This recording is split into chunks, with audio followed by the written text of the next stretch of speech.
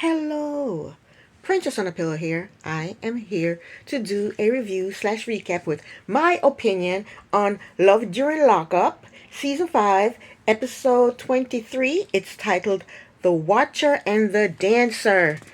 Let's get started. I haven't done Love During Lockup or Love After Lockup lately because they keep putting the same people on there. But now we have some new folks.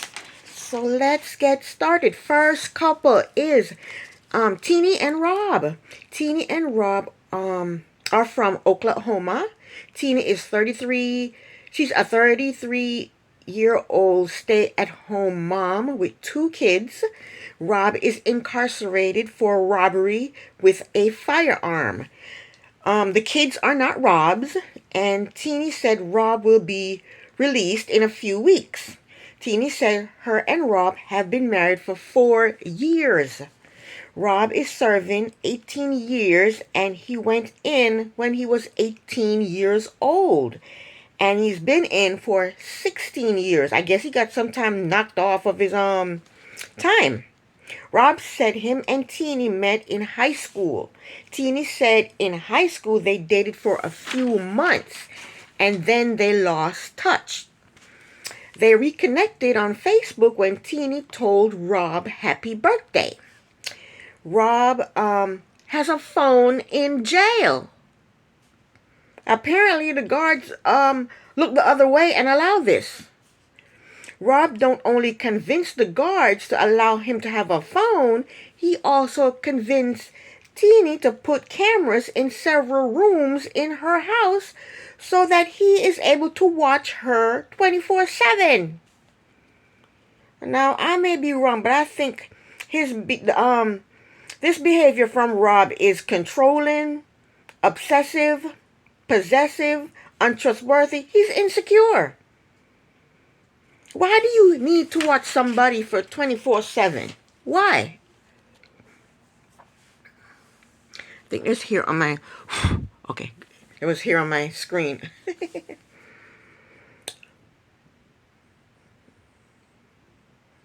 What is he going to be like when he gets out of jail? If he's watching her constantly, what is he going to be like when he gets out of jail? She had a female friend come over, and he said to her, you didn't tell me that your friend was coming over. He has to know that her friend is coming over. She can't have a friend come visit her without him knowing about it. Really? She has to tell him that her friend is coming over. Wow. Some women think that if a man is possessive and controlling, he just loves them. No. That's not. They think that he just cares about their safety. That's not the case. He doesn't trust you. That's why he has cameras all over the place. He does not trust you. That's what that is. Her and the kids, they go to visit him, and on the way there, he calls her and tells her that he has something to tell her. And he said he'll tell her when she gets to the prison. But he didn't get a chance to tell her. I guess he didn't get a chance to tell her because the kids are there.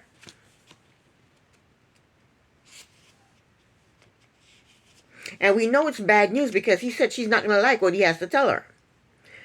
So maybe his time in prison is extended and he has to stay longer than she thinks he has to stay.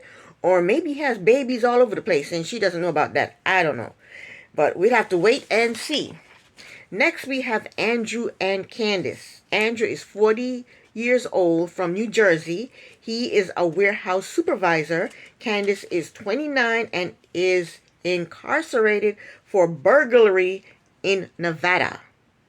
They met online on some prison dating app. They didn't say how long she's been in jail. She's been locked up for. They didn't say how long. But she gets out in a few days and she has to go to a halfway house for 2 weeks. After the 2 weeks, she's going to move into an apartment that Andrew got for her. He has a house in New Jersey that he's paying the mortgage on, and he has an apartment for her in Las Vegas that he's paying the rent on. So he's now taking care of 2 households. So since she gets out in a few days, we see him packing up to go to Nevada, to drive to Nevada, to be there for when she gets out.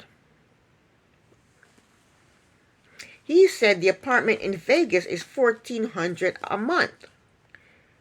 Her rent is more than my mortgage. His mortgage also. That's what we learned later on. But he said the apartment is just until she can get clearance to move to New Jersey. He said that she has to get clearance from both Nevada and New Jersey before she can move to New Jersey. And that may take 3 to 4 months. So did he take extended leave from his job or what? Or can he telework from New Jersey to Nevada? Can he telework like that? Because I telework, but I can only telework from my home. I can't telework. I live in Maryland. I can't go to New York and telework from there.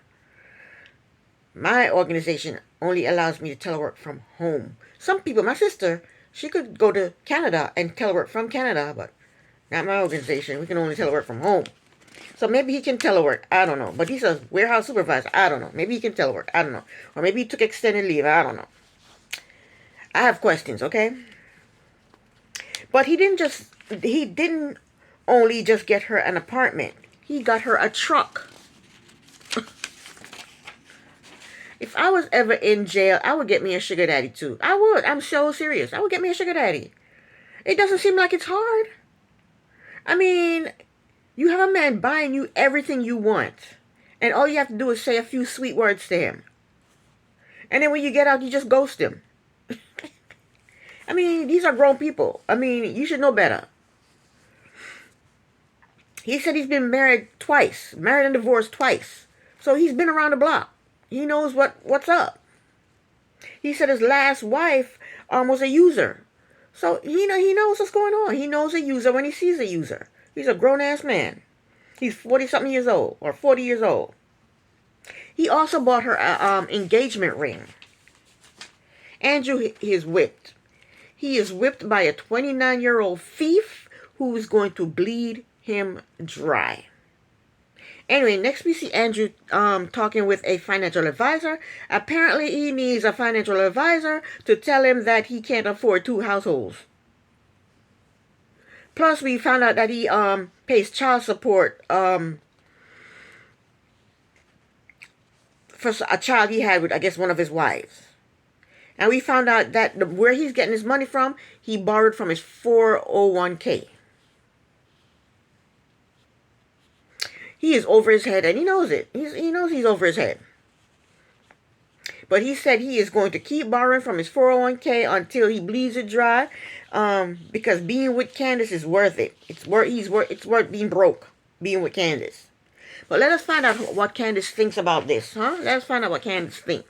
4 hours later, Candace calls him, and he told her that he went to see a financial advisor. Candace is pissed. She is pissed because she now realized that Andrew does not have as much money as she thought he did. He needs to see a financial advisor. If he needs to see a financial advisor, then he needs help with his finances. That's what she's realizing. She said, "You did what?" She said, "You told me everything was fine. What the hell is going on? What are you not telling me? What are you hiding from me? Don't you hide anything from me?" And then she hung up on his ass. How was that? Next, we have Ayana and Jamal. Ayana is 27. She's a 27-year-old dancer from PA. Jamal is 36, and he's incarcerated for drug trafficking, and he was sent to jail for 3 years. Ayano's stripper friend had to drive her to work because Ayano's license has been suspended due to her being arrested for a DUI charge. She said she was on her way to work and was pulled over for speeding. They told her her car smelled like weed, and they gave her a sobriety test, and she received a DUI for being high while driving. She is a single parent with a 2-year-old daughter and a 9-year-old son. She said that her best friend, and Jamal, the best friend's boyfriend, was living together. She said her and Jamal caught feelings for each other and started to date. Now, because she stole her best friend's man, the best friend flattened her tires, so then her and the best friend got into a fist fight. And they showed us a clip of this fist fight. So I guess the best friend must have filed charges against Ayana because all her charges add up to her seeing jail time. Her lawyer informed her that drug classes and anger management classes will lessen her jail time. And she's annoyed that she has to do jail time for driving while high. I guess she doesn't realize that she could have killed somebody while driving high. She could have changed the course of somebody's life or her own life and her children's life by driving high. She don't realize that. She also said that she makes $600 a day stripping. $600 a day? I don't believe that. You mean to tell me the same amount of money she makes on the weekends she make on the weekdays? I don't think so. She don't make no $600 a day stripping. Well, I'm not a stripper. I don't know any strippers, so maybe I'm wrong, but that don't seem right to me. Last but not least, we have Joey and Michael. Joey is a 46-year-old real estate brokerage coordinator. Michael is 40 and incarcerated in Idaho for intent to deliver and drug trafficking. They FaceTime with each other, and all Michael can talk about is how horny he is, and then he asks for Joey to put some money on his books. I don't think I like Michael.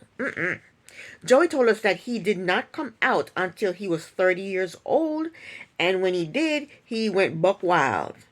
And that's when he met Michael 6 years ago on some dating app. Michael will be getting out in 6 to 8 months. Joey has been living with his parents for 10 years. But he said when Michael gets out, they're going to get their own place together. Joey said that he has not been able to see Michael since he has been in prison because they need pictures of both Joey and Michael to prove that they knew each other before Michael was incarcerated. I don't understand that, but whatever.